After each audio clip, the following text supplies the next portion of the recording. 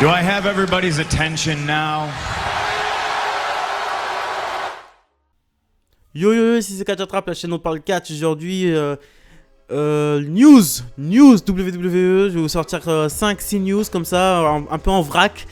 Et on commence tout de suite. Avant de commencer cette vidéo, j'aimerais vous demander de vous abonner. Abonnez-vous, c'est extrêmement important. On est bientôt aux 100 abonnés, bientôt les gars. Là je suis à 79, à 21, encore 21 petits abonnés. Et j'atteindrai les 100 abonnés, le Graal. Donc en tout cas pour moi, parce que j'ai une chaîne YouTube catch et c'est pas ce qui marche le plus, le catch sur YouTube. Mais j'ai pas envie de faire autre chose. J'aurais pu faire autre chose, hein. J'aurais pu m'amuser à faire un peu comme tout le monde et tout. Non, moi je suis passionné de catch. Et ce qui m'intéresse, c'est faire du catch, de parler de catch avec vous, c'est de partager mes idées. C'est pour ça que j'ai ouvert ma chaîne. J'ai ouvert ma chaîne vraiment pour partager mes idées, pour pas être pour partager mes idées, ma passion. Donc on enchaîne tout de suite avec Matt Riddle qui va changer de nom. Voilà. Plus précisément, il va subir un raccourcissement de son prénom. Il s'appelait Matt Riddle. Maintenant, il s'appellera tout simplement Riddle. Et Matt Riddle a communiqué un truc sur ce sujet. Il a dit que tout simplement, ça ne le dérangeait pas parce qu'il a déjà l'habitude qu'on l'appelle comme ça.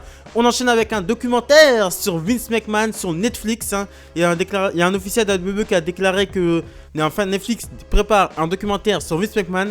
Et ils ont un officiel de la WWE a communiqué que ce serait le plus gros budget pour un documentaire sur Netflix. Et aucune date n'a été annoncée pour l'instant, mais j'ai hâte de voir ça. Notre cher chairman Vince McMahon dans un documentaire où on pourra avoir des images de sa vie privée. Honnêtement, ça m'intéresse plus un documentaire sur... Bon, le documentaire sur Taker en 4 parties était énorme. Mais les documentaires sur Vince McMahon, c'est vrai que je serais plus intéressé par un documentaire sur Vince McMahon. Savoir, parce qu'il y a beaucoup de zones d'ombre sur Vince que j'aimerais éclaircir en fait. Et ce serait archi bien de voir ça. J'ai hâte de voir ce documentaire. Là, ça commence. On enchaîne ensuite avec une. Bon, ça commence à être chaud pour Alberto Del Rio. Hein. Alberto Del Rio avait été arrêté puis libéré sous caution pour une caution.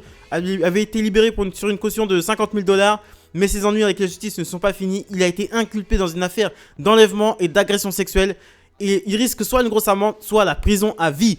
Donc Alberto Del Rio, avant l'affaire d'agression sexuelle, il y avait des rumeurs de retour à la WWE. Vince McMahon l'a toujours beaucoup apprécié.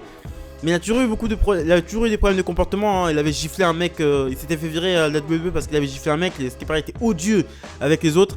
Et là, franchement là, agression sexuelle, il a menacé la femme d'enlever son fils, il a forcé à porter une paire de chaussettes, une histoire comme ça, lui a forcé à porter une robe et danser avec lui sous cocaïne, je pense. Alberto là, il part vraiment en vrille et je pense que sa carrière tout simplement, elle est finie. Elle est finie. Moi, je pense qu'elle est terminée. On enchaîne ensuite avec le chairman Vince McMahon. Hein, je parle beaucoup de Vince McMahon aujourd'hui. On sait très bien ses goûts, on sait très bien qu'il change. Il est très changeant au niveau des goûts à la WWE, enfin, au niveau de ses goûts catcheur. Et un scénariste de la WWE nous a balancé les superstars que Vince apprécierait. Il y a d'abord sans surprise, hein, Roman Reigns, hein, le chef de tribu. Bon, Vince McMahon a toujours été amoureux de Roman Reigns. Le nouveau champion de la WWE, Randy Orton. Randy Orton, de toute façon, c'est son chouchou à Vince McMahon. Ça a toujours été son chouchou depuis 2004. En même temps, quand tu as quelqu'un comme Randy Orton dans ton roster, oui, c'est ton chouchou. Randy Orton est le catcheur parfait. C'est le catcheur parfait. Si on devrait modeler un catcheur dans de la terre glaise, ça serait Randy Orton qui sortirait. Il est parfait, tout simplement. Il est aussi très impressionné par les talents de Matt Riddle in-ring, qu'il voudrait imposer comme personnage important. Bon, franchement, ça se voit pas trop sur le booking. Hein. Franchement, il est booké comme un faible. C'est pas pour être méchant, mais Matt Riddle en ce moment, il est vraiment booké comme un faible. Et il est impressionné aussi par le New Day. Bon, le New Day, il a toujours bien aimé le New Day. Et le New Day rapporte un max de pognon, donc t'es obligé d'aimer. Hein. En plus, le New Day, c'est une de ses idées qui a marché, parce qu'à la base, le New Day, franchement, c'était pas trop ça. Mais c'est lui qui a poussé le truc, qui les a poussés au fond, qui les a poussés à donner le meilleur d'eux. Et franchement, qui a réussi à sortir le meilleur d'eux et qui a fait des New Day la meilleure équipe de la WWE de ces 10 dernières années. Et les Street Profits aussi, il aime bien les Street Profits. Je pense qu'en Street Profits, il aime bien leur énergie. Parce que c'est vrai qu'ils ont une grosse énergie, surtout Montez-Ford qui a beaucoup de talent, faut dire ce qui est. Le mec qui fait des splashs, il dépasse la stratosphère quand il fait un splash. Et c'est cool. Et il aime bien aussi Biggie. Et Biggie, de toute façon, je savais déjà que Biggie était très très apprécié par Vince McMahon. Il est drôle, il est charismatique. Il faut encore qu'il apprenne à... Il n'est pas encore au micro, il n'est pas encore au point. En solo, il n'est pas encore au point. Donc là, tout simplement, là justement, on va faire la transition. On passe à Biggie. Nouvelle musique d'entrée pour Biggie. Comme vous le savez, Biggie bénéficie d'un run solo depuis à peu près un mois. depuis qu'il a été séparé des New Day. Et ils sont allés, les New Day sont allés du côté de Raw. Et Biggie a révélé durant un podcast, The Gorilla Position, que plusieurs idées lui ont été soumises, dont un nouveau thème d'entrée qui marquerait définitivement sa séparation avec le New Day.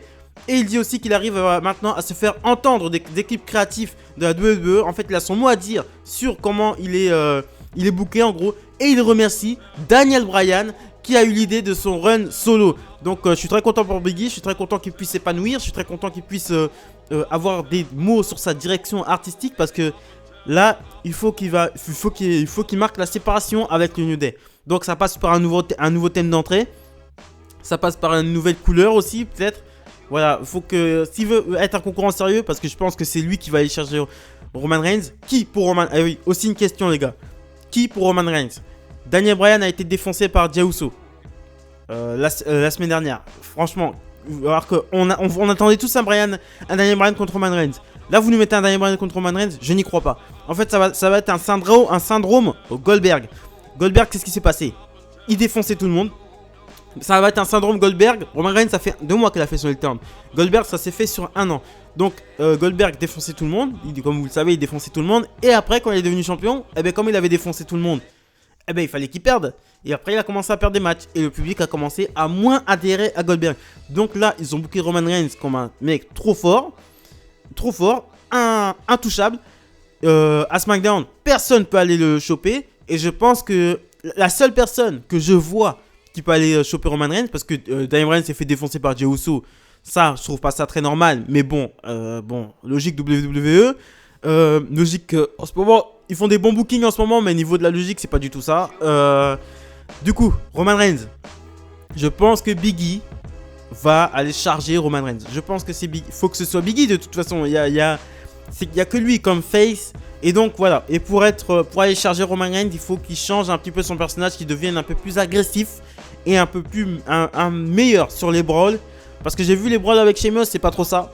Franchement, je suis pas convaincu par les brawls, les combats dans les vestiaires, etc. Il faut qu'il devienne un peu plus agressif, qu'il durcisse son jeu. Et je pense c'est lui qui ira charger Roman Reigns. Mais en attendant qu'il aille charger Roman Reigns, qui va aller charger Roman Reigns? Jey Uso, apparemment, c'est le numéro 2 à SmackDown parce qu'il défonce tout le monde. Demain, il défoncera Seth Rollins, c'est sûr. C'est des bookings complètement absurdes ce qu'ils sont en train de faire à la WWE. Il y a des très bonnes idées en ce moment. Très très bonnes idées à la WWE. Parce qu'on a commencé l'année, c'était de la grosse merde. Pendant le confinement, on s'est tapé de la grosse merde. Là, il y a des bonnes idées. Mais il faut savoir les booker. Il faut pas booker Jey Uso, qui a eu son premier match en solo il y a 2 mois. Comme un mec qui est un John Cena, quoi. Le mec, c'est John Cena, quoi. Le mec qui donne des... Bref. Voilà, c'est ce que je pensais. C'était quelques petites news pour vous en vrac. Abonnez-vous. Abonnez-vous, très important pour ne vous pas de la chaîne. Likez, commentez, partagez. Salut les amis. Bon confinement.